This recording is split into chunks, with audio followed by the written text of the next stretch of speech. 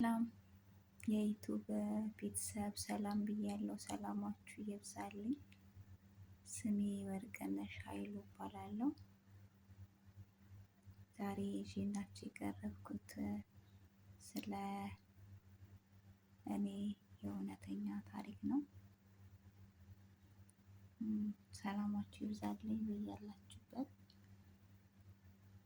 እኔ ያው ስደት ከጀመርኩኝ 8 ዓመት ሆነኝ።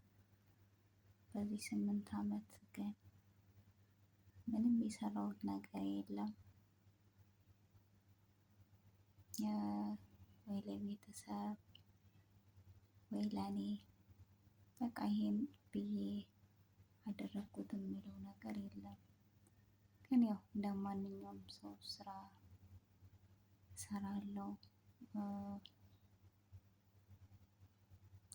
ከሌሎችም በላይ ይከፈለኛል። እግዚአብሔር ይመስገን ብቻ ነው።